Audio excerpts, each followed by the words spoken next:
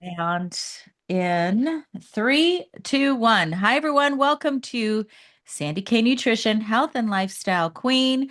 Today, I have a return guest. I have such a great relationship with Brenda Farrugia.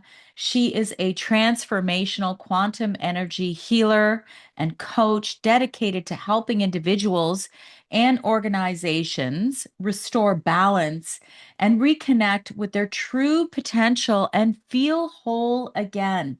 She empowers those who are ready to release limiting beliefs, and they need to elevate their energy because we all have that light within us, and Brenda really helps us to achieve this. Now, Brenda has worked with countless people through transformational journeys of healing and growth and self discovery.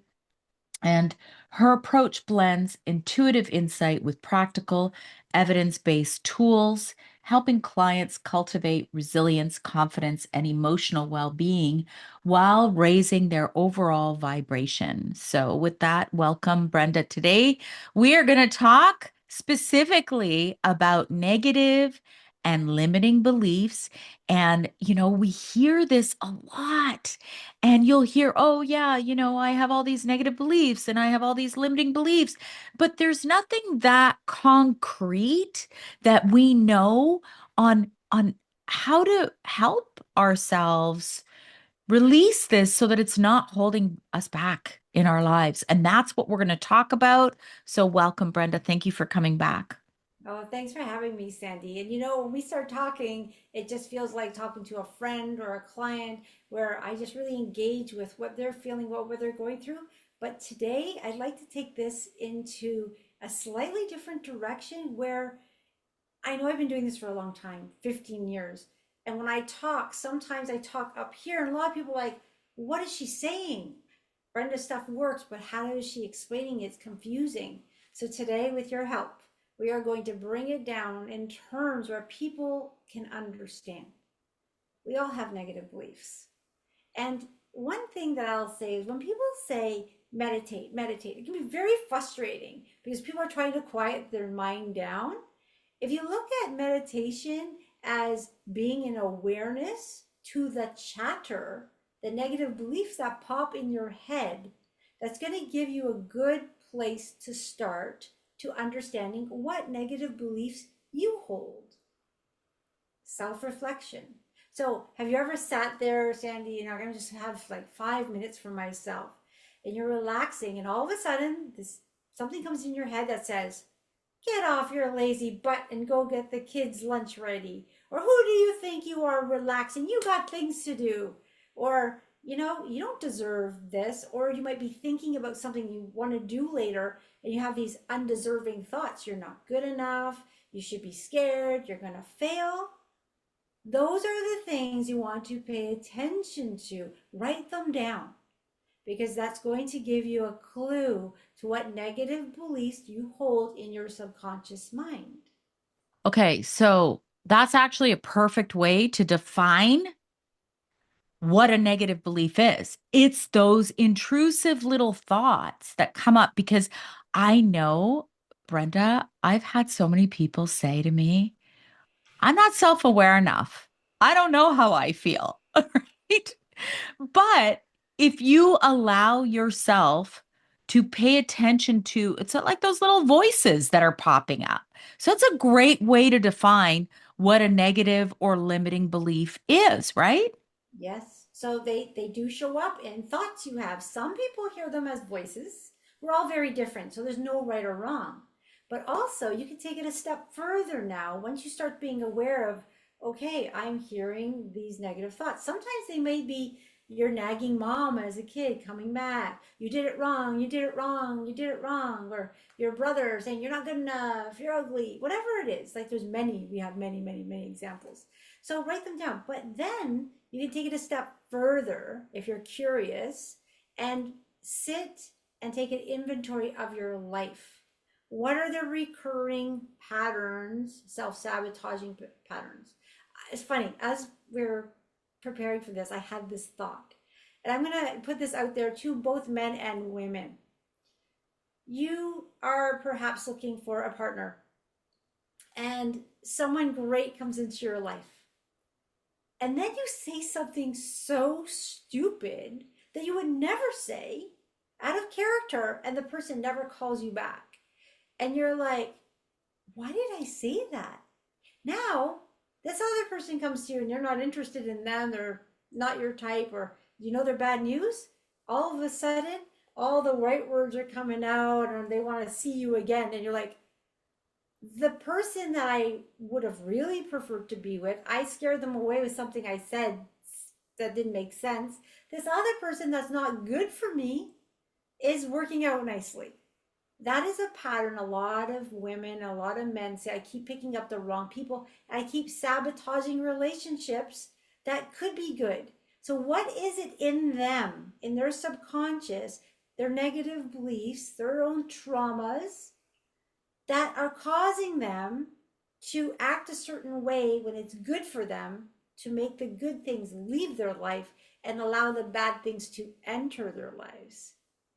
That's deep work. And not Oh, yeah. everyone's ready to look at that, but that's how sitting, reflecting, listening to the negative beliefs, then watching the patterns of behavior. Maybe their relationship issues, maybe their financial issues, maybe their health issues. For instance, someone who might be not healthy and they know what they need to do. They need to eat a certain way, they need to lose some weight, they need to exercise, but they don't do it, but they know they should. There are limiting beliefs not allowing them to move forward in that. There's fear. Say if I go to the gym and people laugh at me. Say if I, or maybe I'll just have this last piece of this. Or there's always excuses. Where do these excuses come from? It's in the subconscious. And they are deep in the subconscious, but they're showing themselves as a gift by the chatter we have in our heads, by the patterns we see going on in our life. The, I'm going to say the challenge here is, are you brave enough or are you courageous enough to say, I'm going to look within? Well, if you, I think, for example, eating is a very good example, right? Because if you perfect example. Let's say you eat foods that make you feel awful. I don't like to food shame because I believe in balance. Like every once in a while, I think we should eat some foods that give us some pleasure and some joy. And I'm always about balance. But let's say that you're always overeating, you're gaining a lot of weight. It's kind of like you're just not looking at what is this that's causing me to self-sabotage here. And you're so right. Sometimes, and these are all just general examples because we're all very unique individuals. Sometimes somebody has extra weight for protection. And the protection could be for so many different things. It could be something that was said to them when they were just a little baby, oh, you're too skinny. People die when they're skinny because a grandmother was in the war and they want the baby to be heavier. That goes into the subconscious. It's not safe to be skinny. And then the cells remember, and no matter what the person does, they can't lose weight. Then there's other things where maybe somebody was sexually abused and if I put on extra weight, people will find me less attractive, and that's safe. There are so many different reasons. That's just two ideas or things that people have released during sessions. But we're so multidimensional. What I mean by that, in simple forms, is we're very complicated. Everyone's very unique. We come in with our own histories, our own experiences, our own memories. So I cannot say this person's issue is that or my issue is that or this because it's kind of in layers. It's like, I tackle one thing of myself and then it opens up, oh, here I am, something hiding behind that. And then I let go of that negative belief. Oh, here I am, there's another one. So we heal layer by layer, but we heal what's presenting up first. So start to deal with the negative beliefs that you can hear in your mind chatter. and start to work on what the patterns you're seeing. The neat thing about patterns is once you recognize it and you acknowledge, I have a pattern, it's no longer a habit or a pattern anymore. Now it's a choice. And this is what gives you back some power. Yes, you might have been in a pattern all your life. I agree. But now you're looking at it with awareness. Shoot, I've been doing that all my life. Once I connect the dots, once I'm aware, it's no longer a pattern. Now it's a choice. And that gives people more empowerment instead of this, oh, well, it's just a pattern. That's just who I am. I'm doomed to be doing this for the rest of my life. No, take it as the opposite. I figured this out and now I'm going to empower myself and I'm going to break it. I'm going to do whatever I can in my power to change, to be aware. Okay, I usually make do this. This time I'm going to do something different. It's really empowering and exciting when you realize you have the power to make the choices that are better for you. I think as humans, we have a tendency to go on autopilot. And I don't think that, the like while technology is beautiful and wonderful, and look at we're talking right now, and we don't have to be in the same room. It's great, but I think that we it can also work against us, and it makes us go on autopilot so that we don't take that time to reflect. And I think that's part of every single conversation as it relates to our health and wellness. If we don't take that time, whatever it is, to not have a phone in our hands, to not have a computer in our face, to I always say, like, go back to like how the farmers would live. Like, I actually wrote an entire article on that, Brenda, because I think the first way to actually know how you feel is by doing that, right? Because so many people don't know because they're constantly numbing everything with all of these distractions that are all around us. And the funny thing is they're numbing. And then if they're having a deep conversation with a friend, they'll start pointing out all their friends' issues because they're deflecting. Like, okay, I want to look at within. Oh, you're not doing this right, or you should have been doing this, and you should have dated this guy. It's like, have you looked at yourself? But no, they don't want to. So they'll deflect or they'll numb. And the ask is take 15 minutes a day, 1-5, and just sit with yourself. No music, no phone, just your thoughts. And people hate it. But if you can get over that first 15 minutes, maybe start with 5 minutes. Maybe 15 minutes is asking too much. Start with 5 minutes. If you can do that, then try it for 6 minutes. Build your way to 15 minutes. But the more you do that and learn about yourself, there's going to be this excitement within you because you're going to start to remember who you are without the numbing, without the programming, without the stuff that's not real, and start to go within and feel what's real. And if you need a good cry, let it out. It's all right. Do this alone when you can't be judged. You can be in your home, you can be in your car, you can be at a park. To be honest, when I had my spiritual awakening or awakening, whatever you want to call it, and I needed time to reflect. I had two young kids. I was working a corporate job. I was very, very busy. But I used to go into my walk-in closet and hide for 5 minutes and just sit there. And all that time, this voice in my head saying, how dare you? You don't deserve this time. Get out there and take care of you're a bad mom. You're this. I'm like, that's when I start to realize there is something inside of me that does not like me. And it's my negative ego that has gone through a lot of trauma because experiences we go through as children, sometimes a small experience where someone say, that was nothing. How could you have any issues? You think that's a big experience? But to a child, something very small can affect them very deeply. A cut eye from a parent, maybe just a small smack on the hand because the parents never hit them. But then you have some other people who go through tremendous abuse and they don't have as many issues as someone who had lighter stuff happen. So it's very unique. We can't say, oh, that person went through a lot. They deserve to have, issues.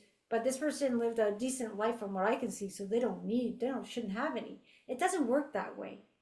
We're all unique. We all came in with themes and challenges to learn. This is the exciting part about being on planet Earth. So if something happens to a child, that can stay with them and go into their subconscious. You messed up. You messed up. And that thing grows and grows. You messed up. You messed up. Now that child might be scared to try anything new. I might mess it up. And we all know those people that want to stay in their lives and their world is this big and they're scared to go beyond it because the negative beliefs are telling them you're going to fail, you're not good enough, you've messed up before, don't even bother. So it's about knowing thyself, understanding what's in the subconscious. It's one of the most powerful things you can do, but it also can be one of the scariest things to do. So I just want to touch on this, and this isn't to, shame anybody who's done it or whatever, but one of the things that I just want to caution people about, and I learned this from you, Brenda. I've done a few shows on psychedelics, like talks on ayahuasca and all of that, and they are they're psychedelic plant medicines that can really crack you open. Like I've done shows and have heard some things that were a little scary. And one of the things that I learned from you is that sometimes, and again, like you said, we're all unique beings, doing that can be too much for you. And I've actually heard stories where, people come back from an ayahuasca retreat. They're never the same person again. They blow up their lives. They divorce their spouse. They, like all kinds of things because it's almost like that plant medicine, or even if somebody has that kind of control over you versus you and your own higher self having that control, it can make you go too far into deep exploration that your higher self may not be ready to deal with. Can you expand on that a little? Yeah, so life is all about balance, right? And sometimes when people have an awakening or they get very excited about spirituality, they will want to fast track. They want to know and do everything right away. So they will, I think, sometimes unsafely do too many things. Like they'll go have an ayahuasca trip, which not against to go to one, enjoy it. You'll release a lot, not the most comfortable way to do so, but you know, but then they keep going to that, or they'll go on mushrooms and not overdose because they're still alive, but keep doing that because they give you a sense of invincibility. They give you a sense of knowing. These are teachers. You take it, you learn about your potential. So it takes you maybe on a trip, and someone all of a sudden they're connecting to their higher self more, they're more knowing, and they love that feeling. And then they continuously want that feeling. But what that teacher taught you is you have the ability to get there. So we have to kind of work our way to get there. But people don't want to do the work because the work is work. We all know, like anyone who does this type of work of self exploration, self healing, knows it's quite the journey. But so there's some people that will say, well, I'm not going to do the work. I'm just going to keep going up here with these psychedelics or whatever it is. But they're missing all that learning and teaching they need. And then they become unbalanced. And I've seen this happen to some people where I have seen some have taken their lives because they lost the fabric of reality. It gets confusing. Um, and then there's others that believe they're a guru now.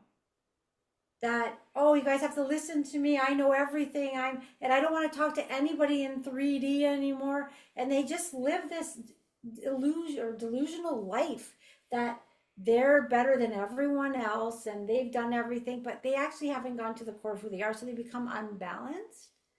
It's all about learning about yourself and growing. And we do have the light within us and we do have dark. It's just humanity, right? It's the 2 points of us. When we're healing, we're tapping into those darker parts of us, learning about them, and saying, hey, I don't need this anymore. Thank you. Goodbye. It's gone, right? More light comes in.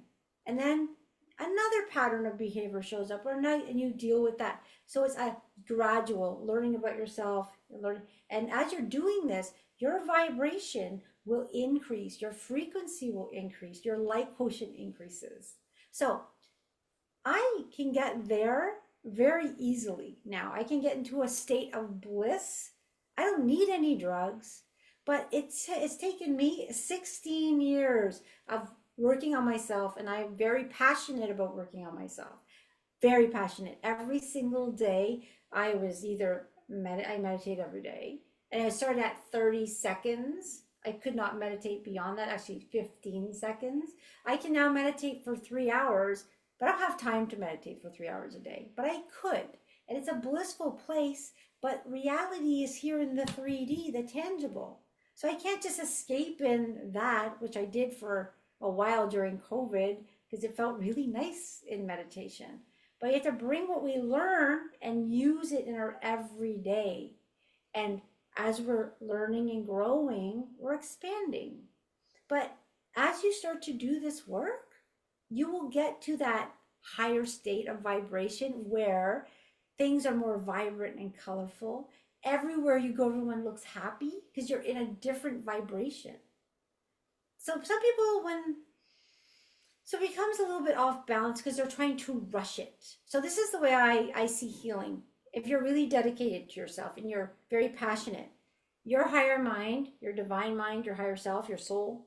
So I'm going to call it many different things because everyone's calling it something different.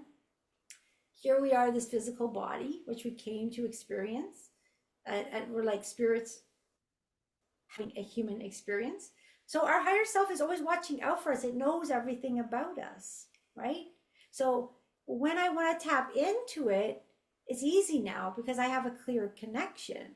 But in 2009, I was in a very dark place. That connection was still there, but I couldn't hear it. So I was making wrong decisions. The subconscious programming of my negative beliefs just led me into bad situations and danger. Now, I did I want to fast track into where I am now? I never had that urge to fast track. I just had an urge to work on myself. Mm. But we do meet people, and there's all this thing with spiritual bypassing. You can't bypass spiritual awakenings. It doesn't even make sense that they coined the spiritual bypass. It doesn't make sense. I'm not going to fight with anyone about that. I don't think it makes sense because our journey is our journey and it's led by our higher self. It's all divine timing. So, Yeah, you know what? Like, I think this is really important to note. Everybody is at their own place in their journey when they start working on themselves. So, like you, back in 2010 and 2011, I was in a really dark place. And that was when my daughter was diagnosed with cancer and I was diagnosed with cancer within a year of each other. So, the way I began to explore was through feng shui. And Brenda, like, it made me feel better because I'm like, okay, let me make sure and that's when I started learning about energy. Let me make sure that the energy in my home is good, is clear. I still have some practices that I do, but that was back in 2011. I don't feel I need to give feng shui per se that power anymore. You see what I'm saying? But if somebody else is starting there with kind of exploring energy and how it feels in their home and all of that. I still do shows on it because I think it's kind of cool. And it's a great way to introduce energy flow in your home, how energy feels when it feels off. And I think it's great. But everybody's kind of in their own place. And I think not fast tracking, like we were talking about, is a good way to begin to explore these negative beliefs, maybe through meditation. Like you said, 5 minutes of quiet, work up to 15. I've always said, listen, don't go jogging with headphones on in nature. Take them off and go for a walk and hear the sounds all around you. That is meditation. And then also hear what pops up in your brain as you're walking, because you might be walking and going, I'm such an idiot for doing that or saying that, right? And then, like you said, you can go back home and go, oh, interesting. Why did that pop into my head? And maybe write it down and work on it. But I think this is all very important to say everybody can start where it's right for them, but fast tracking it may not be ideal. Yeah, I would agree because there are many different ways that lead us to the same thing, right? Sometimes it's books, sometimes it's exercise that then wakens someone into health, and it's we're all so different. If we all follow the same track to enlightenment, it would be boring, right? So True. the main thing there that I would say is be true to yourself and know that these, plant medicines are there. Nothing wrong with them. Just use them safely and use them in moderation, because the deep work, that deep introspection, still needs to happen. It really Yeah. does. So, So let's get into beam therapy a little bit because I think beam therapy is definitely one of the most original ways that I have done work on myself. I like it because I've had some, weird experiences with people who do Reiki, and I'm like, I don't know if I want somebody to have that kind of energy. I don't know if control's the right word. You'll probably have a better word. I want to be the one who's in charge. I want to be the one, right? So beam therapy allows that. Can you explain a little bit how beam therapy works? sure. And I'm just gonna, I'll explain beam therapy, but what I would like to say about just all energy healing, when you work with someone, always work with someone that knows they're not the one doing the work. All they're doing, and all I do, is we create a healing space. In this healing space, we can bring, everyone's unique. I bring in these beings of light, very high vibrational love, and they work with the client's higher self. So it's really your higher self that's in charge of your healing, and your mind has, you can block it or you can allow it, more allowing. But that's what's happening. You're really the healer in all of this. We're co-creating a healing session, but you are your own healer. All right, this is just a supportive method. Beam therapy was created by a medical doctor, Dr. Beatty, Dr. Joan Beatty. She lived in Toronto. She still lives in Toronto, but she's now retired. And I'm still friends with her, and I still see her, but she's not no longer taking patients. My only complaint with beam therapy is that Dr. Beatty never wanted it to get big. So her website was always very bad. She never advertised it because she was a medical doctor and she dealt with people with beam therapy only on 2 days a week. So people who find beam therapy, I do advertise it because I always feel people who resonate it find it. And that's how people find it. So you found it because you were ready for it. Beam therapy is a simple yet powerful process, and it allows your higher self to be in charge. And what it does, in a very loving way, sometimes uncomfortable for some, but it's interactive in that the client, the person who's coming for beam therapy, whether it's individual or in groups, it comes in a state of allowance, ready to heal whatever's up for healing. Generally, I call it a layer. Inside a layer that's created by your higher self. So your higher self knows you're going to have a beam therapy session. It then goes through all these different layers of your psyche, of your cellular memories, of all this stuff, and it pulls out this big cloud of messy stuff. It could be trauma when you're in your mom's tummy. It could be trauma when you're 1, 2, 3, 4 years old, any age to your current age. It can be even past lives, and even when you were inside your mom's tummy, we pick up a lot of trauma. We also pick up traumas from our ancestral lines, our family constellation issues, things that we have seen, but they didn't happen to us. I saw it in a movie, or I was walking, I saw this happen. Things we see, things we experience, things that we hear, they stay in our energetic field. They're held in our cell memories. Sometimes things make a big impact to us and can cause a lot of dysfunction and trauma in our systems. Sometimes it is something we don't remember at all, but it remembers, our cells remember. Sometimes it is something we remember and we forgave it, but our cells still remember, so it hasn't fully forgiven from our system. So there's a lot of stuff that comes up in the healing. I can't explain it in words.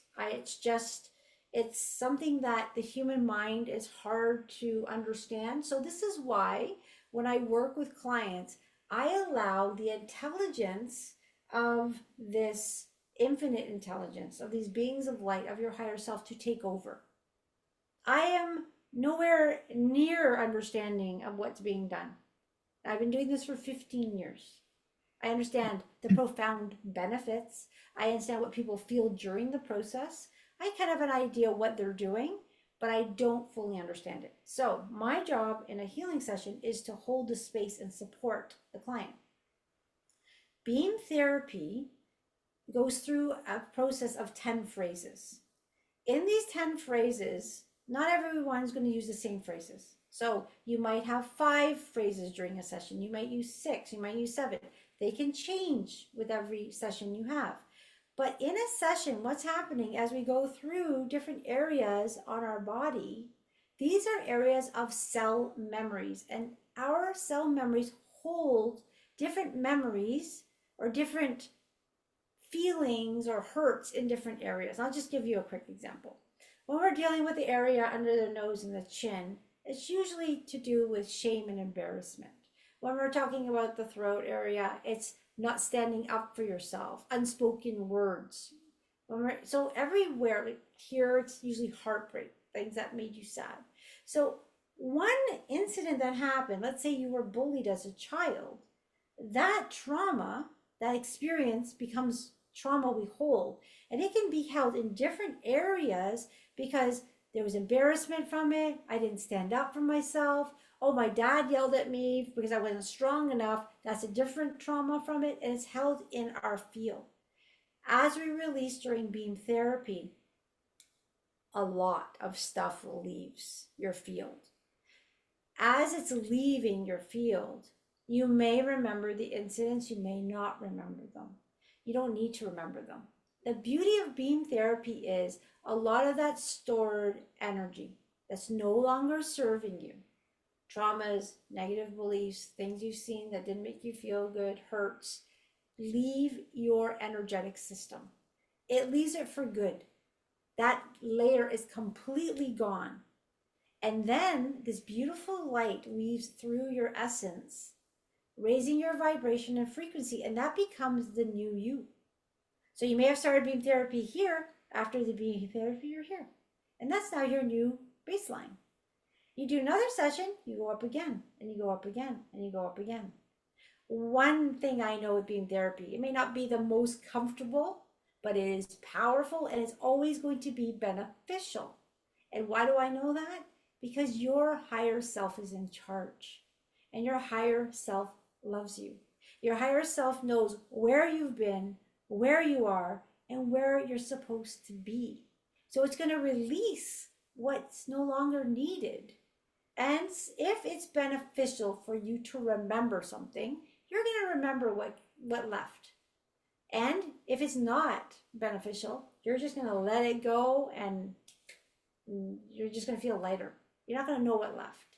So your higher self is in charge on what you remember, how you're processing it. Now, some people feel great 20 minutes after beam therapy. Some people take a few days as there's that integration that happens. But the actual session itself can take anywhere from an hour. When we're doing it in groups, it takes an hour to an hour and a half because I have to go through all 10 of them, which is exhausting for the people doing it and for myself. But very powerful method. So I want to give um, just a real example, just so that people understand, because this happened. I've been working with Brenda for over a year now, and I can't even tell you, I don't even know how many sessions I've had. But, one thing that I will add to what you're saying is about how we're always picking up new stuff. So you never reach this peak and this summit and go, okay, I'm done now. I don't have to do any more work on myself ever again, right? Because we can always pick up new stuff, and our higher self won't go and release it all at once. It will only allow whatever you're able to kind of handle at the time, right? And then I want to talk about this one situation. So one of the phrases that Brenda has for beam therapy is abandonment, right? So you think, okay, Sandy, like, you grew up and you've had both your parents your whole life, you still do, good family unit, never, I haven't had divorce or really serious loss. But wait a second. In one of my sessions, I started to get tears. This was in the summer, Brenda. I did a beam therapy session, and during abandonment, I started to have tears, and I had an actual vision of me in the birthing room after I gave birth to my daughter. And it was like this, it was so crazy because this vision came over me. My daughter came out blue. She had the cord wrapped around her neck. Her feet were blue. They couldn't get her to breathe. She never was put on my chest. They took her away to another room immediately. And everybody followed, my husband, the doctor. I was left there bleeding on the birthing table with one nurse. And then I was like, oh my God, like it never occurred to me, but both my daughter and myself experienced that abandonment at the same time. And it was so profound that, I mean, she's 20 years old. I had never really thought of that. And that never even occurred to me Mhm. that both of us had this experience. And I know I told you about it, Brenda, but I was like, oh my gosh. So that was a very powerful healing moment for me that I never, ever even thought of. Yeah, that's the thing. We absorb so much, everything we experience, and we just assume, hey, that's life, and we don't realize how much these experiences affect us. They hurt us. They hurt our soul. They hurt us deeply, and they're in our field replaying and replaying, and we're wondering, why don't we feel whole, or why don't we feel at peace? It's because all these things are in there needing to come out for healing. One when you said that we never reach here, yes, we can pull up and experience new traumas. I have come to a place in my life where I don't do that so much anymore. I'm very level-headed. I make the right decisions finally. So, but still, I still have things to heal, and I will heal until the day I transition off this planet. We are multi-dimensional beings with a lot of histories and the different, lots of different lifetimes. So that can kind of throw people off. But we came here to heal a lot of humanity's issues, including ourselves. So there's unlimited healing to be done. So we can do this forever and ever and ever. But the cool thing of it is we always get lighter, we always get lighter, we always get lighter, we always get lighter. And it's that feeling, and maybe that's why I'm so passionate about my healing. Because when I do a healing and I then become accustomed to that. But then when I do another one, I get that, wow, like that, oh, everything's so clear again. So I'm always expanding my perception, learning about myself and humanity and the understanding of how the universe works. So if you want, you can continue. It's endless. It's unlimited, really, right? So it's like you get out of a box, then you're in the room, and then you break the ceiling off that, and you go to the upstairs, down to big, and then you break the ceiling out of the house, and you just keep going and going. So we never really have to stop. Right? It would be so you keep going and going. But then it comes down to those things that we've forgotten about that are in our system. And you had a profound breakthrough. It was massive. Like it was massive. And you know what's really interesting, Brenda?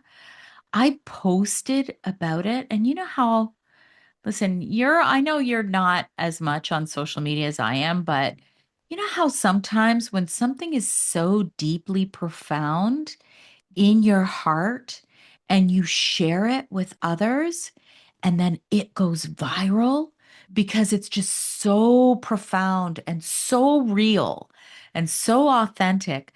That happened to me afterwards because I shared it with other people. I'm like, it was just, I can't, you know, how you say there's some things you just can't put into words. But beam therapy is one way that I really, really find helps with a lot of this clearing. And then what I have noticed, because it's been a year, is that some of these patterns, these arguments, these disagreements, these even friendships that don't really fit and never really did. And it's not about saying, oh, I hate your guts and I have all this resentment, or that's not what this is about. It just kind of falls away because it doesn't support who you're becoming. And like you said, like your light quotient is going higher, and it's not about shaming them who are staying here. It's about just your own personal journey and where you can go. Yeah. It's so fabulous. Like I work with many different people and everyone's lives are so different. So what they release and how they react, and some people, they come in. And sometimes people have these profound shifts. Like I used to get a little bit envious back then because my journey's been very long. But some people will come in and they're having a session with me. They're their love life is not good, their work is not good, everything about them is not good. They're complaining, they're crying, they're at my door crying. They come in for a session. One session, I don't hear from them for about 2 weeks. All of a sudden I get this email saying, Brenda, you will not believe what happened since that session. I got a better job, I now have a boyfriend, I'm working out. It's like I'm a new person. I don't know who I am. That's great. That person was just ready to release something that was really holding them back. So it's like this. I never know what I'm going to get. People are ready to release what they're ready to release. I'll support whatever that is. But imagine a jar. And everyone tries to open up the jar, and everyone's trying to open up the jar. And then somebody gets the jar and they go, poop, and it opens up, right? That person who opened up the jar because of all the other people who put in the energy to make it loose, right? So when I have a profound shift with a client, I don't take it as that was me. I think, wow, I'm blessed to have experienced that awakening or that change that person had, because my session with that person just happened to be the one that went poop, and they like went, wow, like that. Now, there's a lot of people that come for beam therapy or other sessions that are more like me, usually light workers, old souls. We tend to carry a lot of trauma because that's what we came in for. So we every time we kind of loosen the jar, it's a layers going, a layer is going, a layer is going. And then sometimes in a session, boop, it opens because they're ready. We have to release so much before we can get to those deep, deep, deep, deep, deep core beliefs because you cannot just go dig down into a core belief and rip it open. It's very intricate. There's different layers. There's this attaches to this and this attaches to that.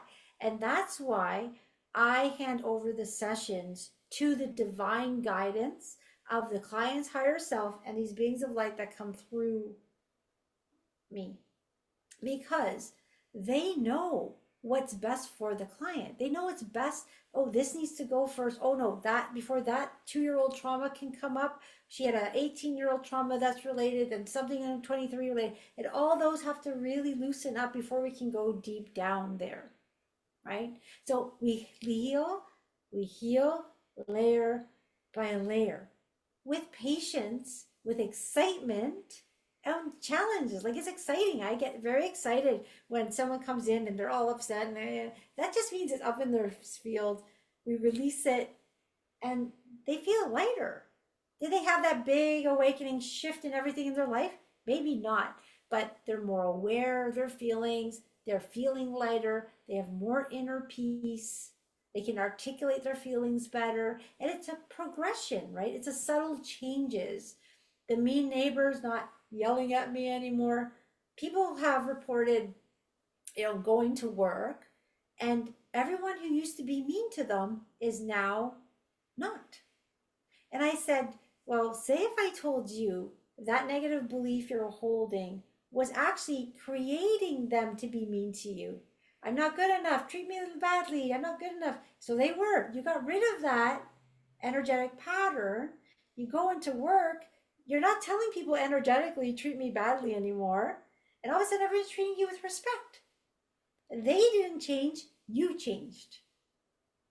That's Oh, how okay. powerful we are.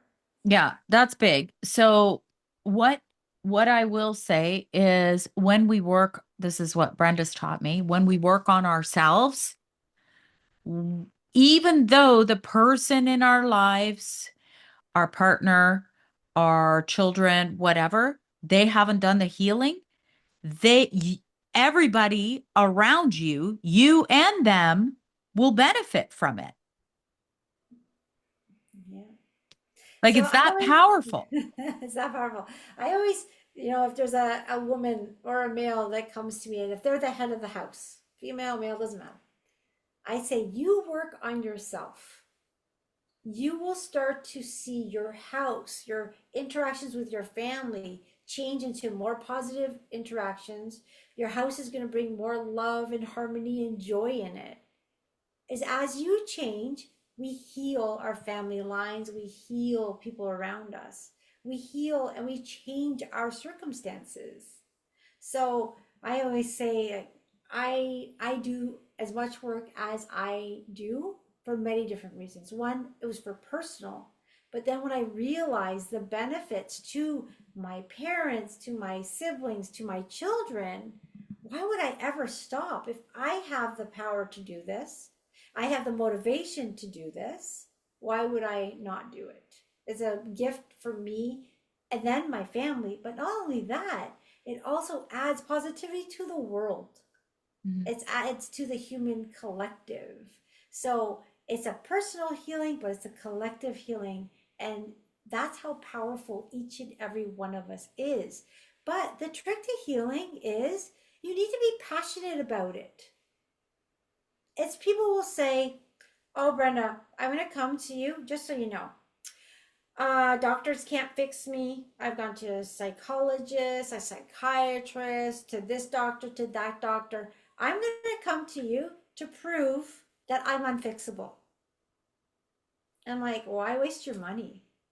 You don't want to be fixed. You want to prove, and you're so powerful, you can prove that you're unfixable. Yeah. So why waste your money? Why waste my time? But no, I need to do this. I need to prove it. So I said, okay, come in with an open mind.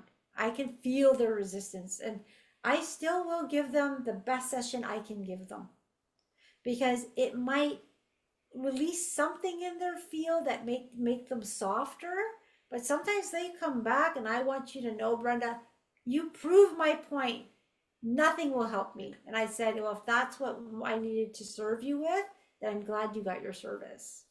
And I then send intentions that may she open up when she's ready. So you cannot force this work on anyone. You can't force, oh, I'm doing beam therapy or I'm doing energy work, I'm doing this. You have to do it, and you drag your husband or your kids in. It doesn't work that way. Yeah. We're all very unique. We're ready when we're ready, right? So, but the thing is, you're feeling good, you want to tell the world, they're not going to listen if they're not ready. So what do? Sandy, you do exactly what you're doing. You lead by example. You talk about it. You tell people, hey, this is what worked for me. Hey, guys, this is what worked for me. Being therapy saved my life.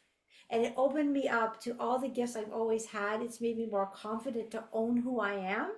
Although I'm a corporate girl, I got this unique gift that makes me a little bit weird. And that was hard to deal with. But now, over the times of all that healing, I realized I'm this and that. This is who I am.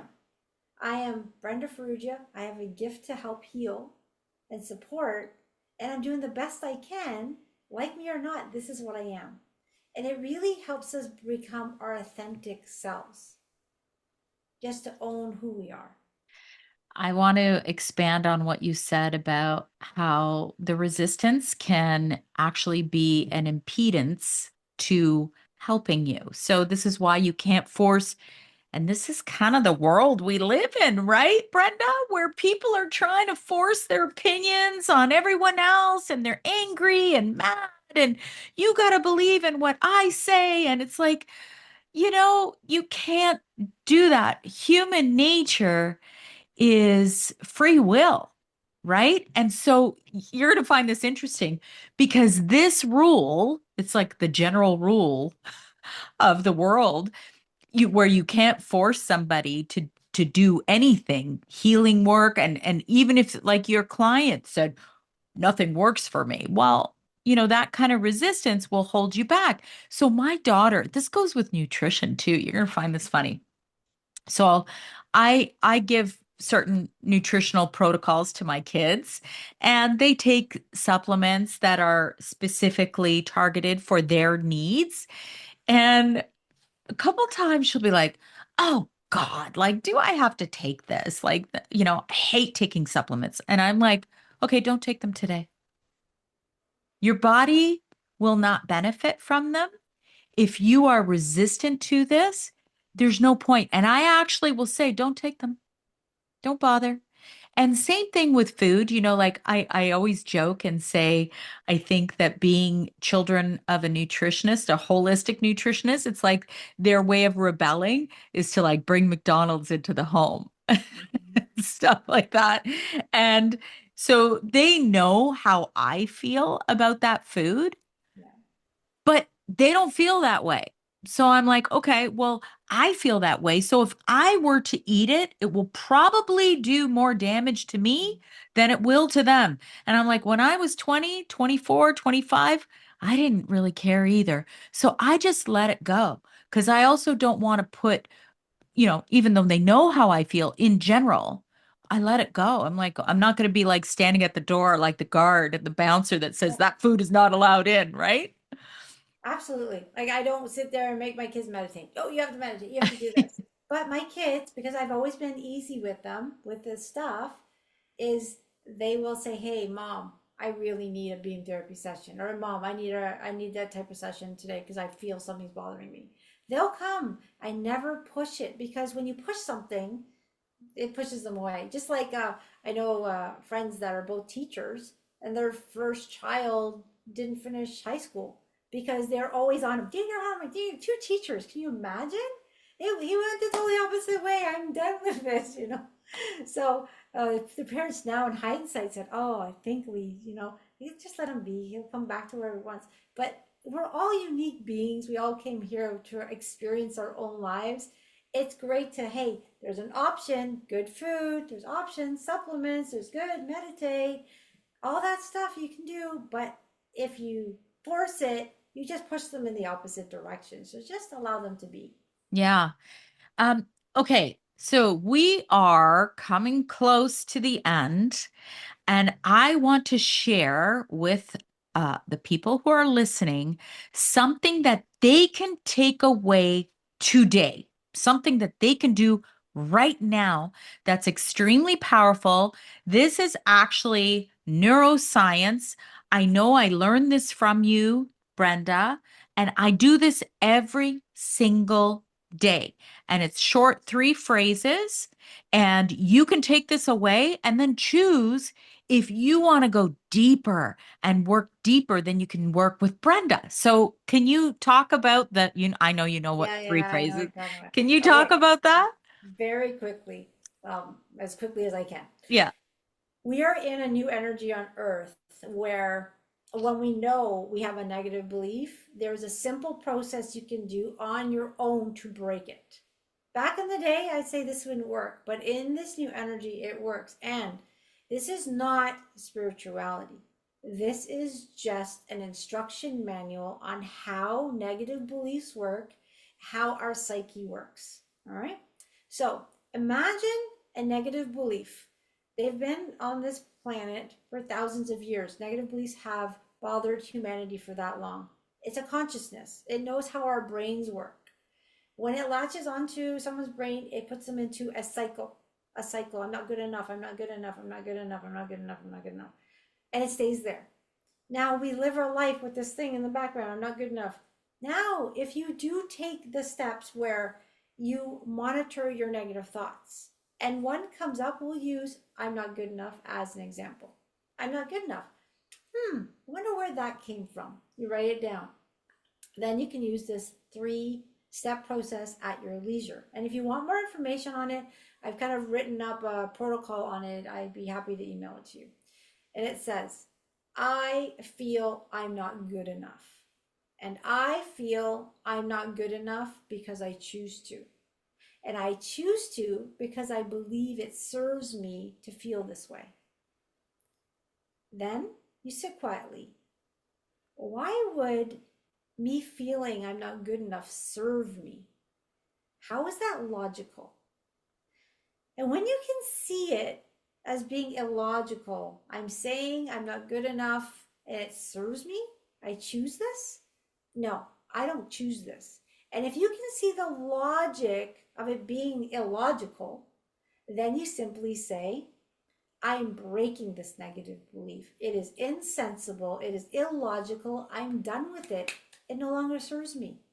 And that simple process in this energy works. And the reason it works is the 3 steps that we said, those 3 sentences, move you from a part of your brain developing a new neurological pathway in a different part of your brain where it says, wait a second, this loop you've been in for 20, 30 years doesn't make any sense. It breaks it, and then you develop a new pathway and it breaks the negative belief. One thing is we have many, many, many negative beliefs. The core belief can have tertiary and secondary beliefs. So then if that angst hasn't gone away, then you broke a negative belief that might be a secondary, tertiary. You haven't hit the core one. So sit with yourself again and wait for the other feeling, emotion, or negative belief to come in. And then use that. So you might have another one. I'm not good enough. And you do the same process. I feel I'm not good enough, and I feel I'm not good enough because I choose to, and I choose to because I believe it serves me to feel this way. Why would it feel, why would it serve me to feel I'm not good enough? It doesn't. You break that, you go through the next one. If you really are serious about getting better and breaking negative beliefs, give your time to yourself to sit through this process and break them one by one. Eventually, during a sitting of maybe 20 minutes, maybe an hour, depends how many you have, you're going to feel this like shift and you're going to feel lighter. So that is a very powerful process anyone can do. And I've explained this to so many people. Sometimes they have to hear the process 9 to 11 times before they start doing it. But once they start doing it, they said, Brenda, this is life changing. I wish I did it the first time you told me. The more you use this process, the less you need it. Yeah. And now what I do, so, we're talking about meditation and taking quiet time or whatever. If this is something you resonate with, this could be your 15 minutes of quiet during the day. I do this. So, what I do now, because I've been doing this a while with you and alone because you've taught it Hmm. to me, um, is I will go on these almost like these, I call them my little limiting belief walks, where I walk with my dog in nature and I'm like, okay, how do I feel? Okay, I feel really scared about, the state of the world. I'm just using that as an example. And then I'm like, I feel really scared because I choose to. And I go through the process. I mean, I'm talking to myself as I'm walking in the forest, but who cares? I don't really care. I do whatever. And then by the time when I go through this process, by the time I get home, I feel lighter. Then I'll, cook my dinner and then I'm like, okay, I feel lighter. And so I guess people will say, well, when do I do this? Anytime you feel almost like this heaviness, or you just feel off, or you're not sure how you feel, or when you sit down and allow yourself to go through this process, it's amazing how you get this like immediate lift when you're done. It can be a feeling like I feel anxious, right? Or it can be, I feel I'm not good enough. So it could be a negative belief, it could be a feeling, it could be an emotion. But if it's something that's causing angst, bring it to the surface, acknowledge that it's there, and then do I feel scared? I feel worried. I feel helpless, like whatever it is, and work through it because trust me, there's a lot happening that you don't understand, but you are breaking some serious energetic patterns that have been causing harm without you knowing it. You Yeah. get lighter and lighter and more clear and more of who you really are. And we all deserve to feel peace within and create the reality that we want. This was so good, Brenda. Where can people find you? Sobrilliant.ca. Yeah, Okay. so I'm on YouTube. I have a website. I do group healings. Beam therapy is now in groups. You can experience that way, one on ones. And there's some free meditations on YouTube as well.